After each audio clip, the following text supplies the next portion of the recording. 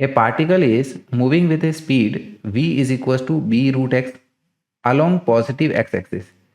एक पार्टिकल, ठीक है, जिसकी स्पीड पोजीशन के साथ चेंज हो रही है, वो हमें इस इक्वेशन से बताई गई है, और पार्टिकल हमारा पॉजिटिव एक्स एक्सिस के अलॉन्ग मूव कर रहा है। Calculate the speed of the particle at time t is equal to tau.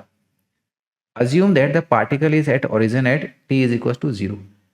तो पूछा जा रहा है कि at any time tau t is equal to tau, उस दौरान पर हमारे इस पार्टिकल की स्पीड कितनी होगी, ये हमें बताना है। और बोला गया है, ठीक है ना, कि at initial time that is t is equal to 0 particle हमारा ओरिजिन पे था, राइट।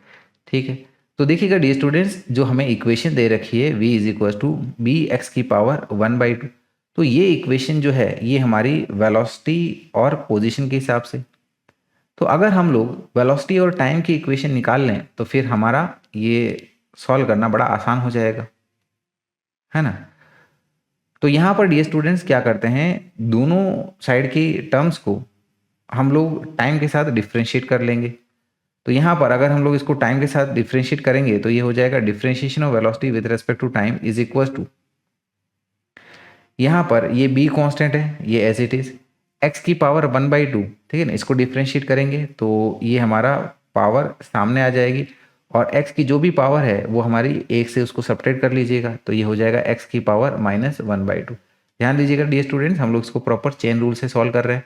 तो x हमारा फंक्शन है, तो ये हो जाएगा dx/dt, और dx/dt यानी कि rate of change of position, जो कि हमारी वेलोसिटी होती है, और dv/dt यानी कि ये हमारा एक्सेलरेशन होता है। सो वी कैन से कि acceleration a is equal to, तो डी स्टूडेंट्स यहाँ पर ये a हमारा एक्सेलरेशन को डिनोट कर रहा है।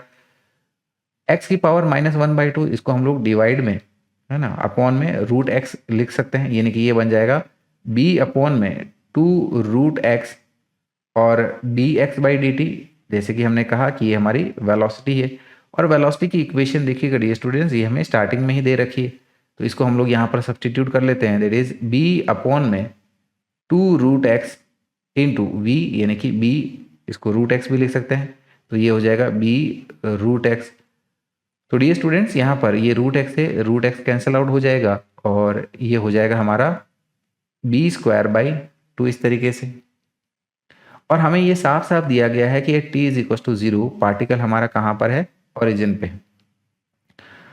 तो यहाँ पर हम लोग कह सकते हैं t is equal to 0, X हमारा कहाँ पर है, 0 पर है। सो इस इक्वेशन में अगर हम लोग x की वैल्यू 0 पुट करेंगे तो हमें at t is equal to 0 velocity मिल जाएगी, यानी कि इनिशियल टाइम पर पार्टिकल की हमारी इनिशियल वेलोसिटी क्या थी वो हमें मिल जाएगी। It is v is equal to, ये हमारा b√0 हो जाएगा, जो कि ऑब्वियसली 0 आना है।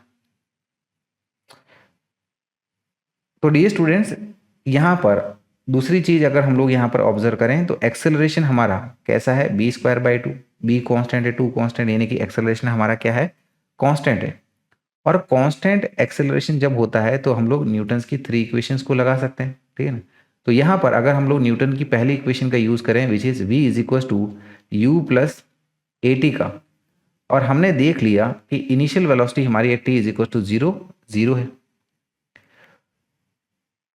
ठीक है। और a की वैल्यू हमारे पास कितनी है, ठीक है ना, b²/2, a हमारा एक्सेलरेशन है, ठीक है ना, इसकी वैल्यू हमारी कितनी है, b²/2, यानी कि ये हो जाएगा b²/2, और हमें किस टाइम पे चाहिए, ठीक है ना, velocity at t is equal to tau पे।